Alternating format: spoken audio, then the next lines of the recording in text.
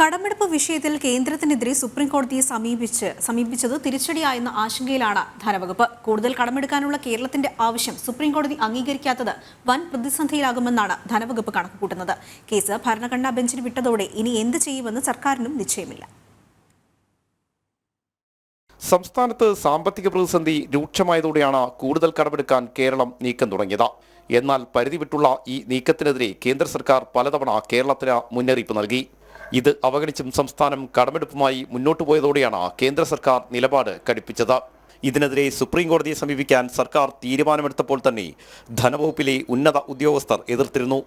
ഇപ്പോൾ കേന്ദ്ര സർക്കാരുമായി കോടതിയിൽ ഏറ്റുമുട്ടുന്നത് ഗുണം ചെയ്യില്ലെന്ന ഉദ്യോഗസ്ഥർ ചൂണ്ടിക്കാട്ടി. മാത്രമല്ല, കടമെടുപ്പ് വിഷയം സുപ്രീം കോടതിയിൽ എത്തിക്കുന്നതിലെ സാങ്കേതികത്വവും ധനവകുപ്പിലെ ഉദ്യോഗസ്ഥർ ചൂണ്ടിക്കാണിച്ചിരുന്നു.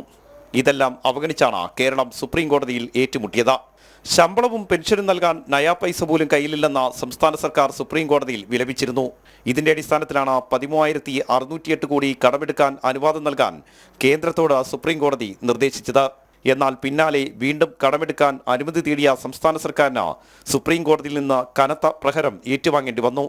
അനുമതി നൽകിയില്ല എന്ന് മാത്രമല്ല, കേസ് ഭരണഘടനാ ബെഞ്ചിലേക്കാണ് കോടതി കൈമാറിയത്.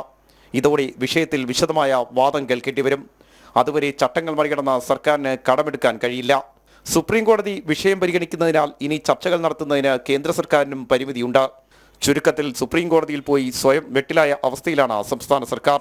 സമാനതകളില്ലാത്ത സാമ്പത്തിക പ്രതിസന്ധിയാകും ഇത് കാരണം സംസ്ഥാനം നേരിടേണ്ടി വരിക. ജനം, തിരുവനന്തപുരം.